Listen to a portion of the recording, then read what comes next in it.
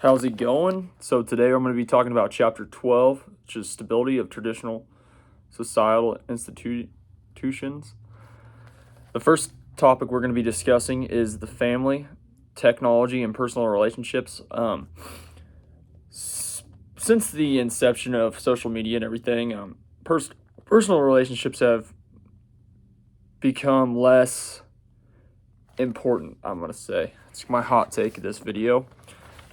Now, women have infinite amount of guys at their fingertips. Guys have infinite amount of women at their fingertips. Relationships span farther geographically than they ever have before. With that, though, I believe it has a personal impact on the amount of divorces in today's society and just overall relationship instability because of technology. It's so easy for them to have access to people that they think are more fit than their current partner.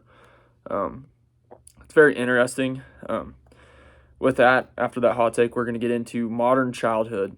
So, with modern childhood, you have a shift from mainly parents worrying about disease and childhood illnesses to worrying about their kids being on drugs, participating in violence. You see a lot of younger and younger kids. We had an issue in Wichita, a shooting at a mall. It was a 14-year-old kid shot somebody in the mall in Wichita.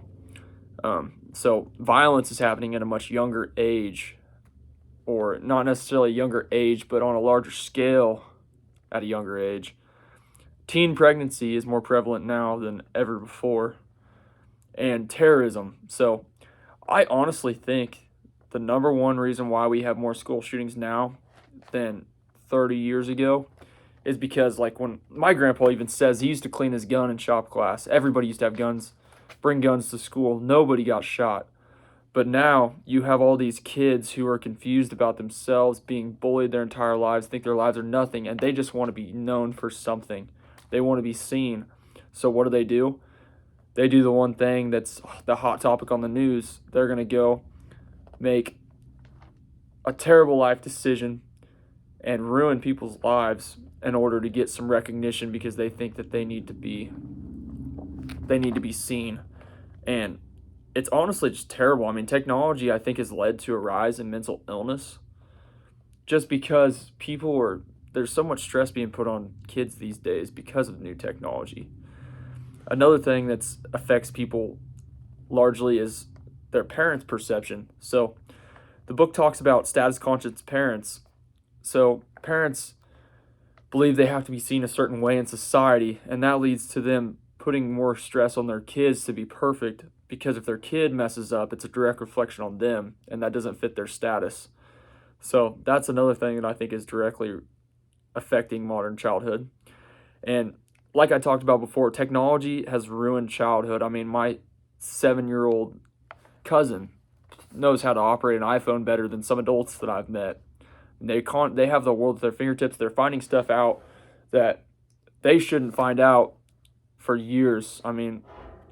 It's crazy. Like, I was blessed to grow up without my dad having a smartphone until I was probably 10 or so. I think the first iPhone he had was an iPhone 4, and before that he had a BlackBerry. So it's honestly insane.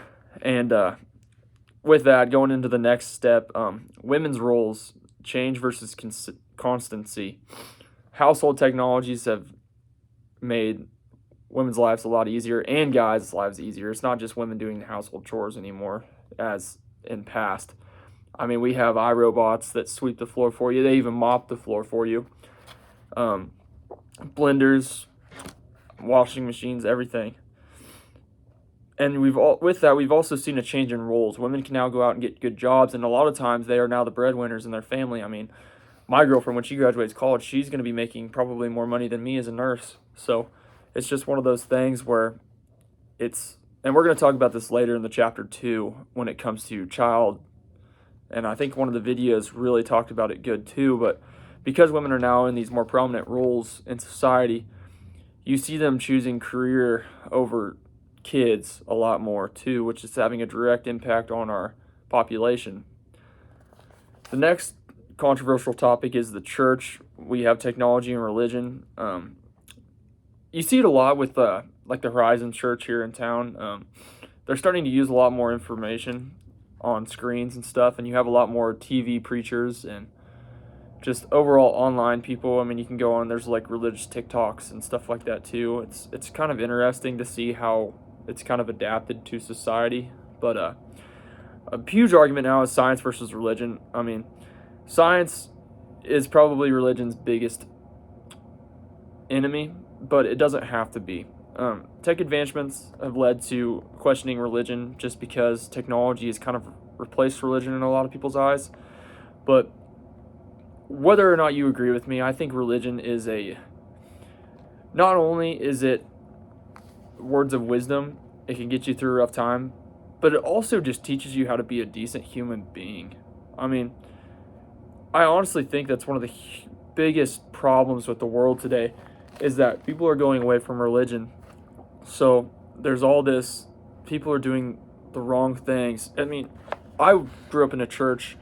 I was taught right from wrong. And whether or not you choose to act upon that is up to your personal thing. But religion needs to be in the world because it teaches you morals, it teaches you right and wrong. Forget if you believe. Like, I obviously believe, but it teaches you right or wrong. So my kids will be raised in the church. That's a no-brainer for me. But the next thing is computers in God's image. Machines interfere with God's image in the medical field. I mean, people think machines can now play God. I mean, we live with diseases that we should be dead. Like I shouldn't be here. Many of the things that are wrong with me, people 100 years ago would not have survived. So it's crazy when you get to think about that. And then schools, tech and education, technology in the classroom. We have interactive boards. Like when I was growing up, I remember when we got iPads and Chromebooks. It completely integrated our classrooms, and it kind of prepared us for college in a way because, I mean, if I didn't have my laptop, I couldn't go to college. You'd have to be in the library 24/7. It's kind of crazy how technology has changed the way we educate our kids. I mean, now people are flying drones, they're getting college certificates, or even in some cases degrees before they even graduate high school, which is just insane. And the last thing they talked about in the chapter is the playground, technology and recreation, employee recreation. I mean, they have exercise facilities in some offices now.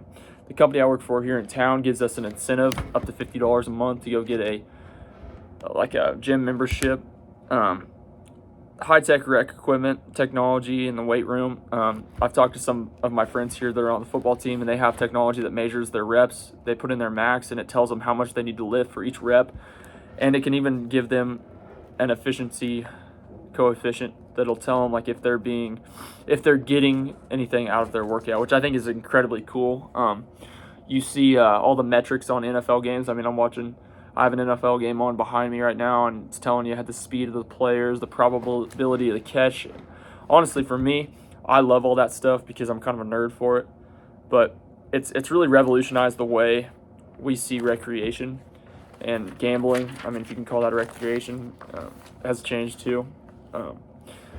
Two videos really stood out to me. One of them you couldn't view anymore.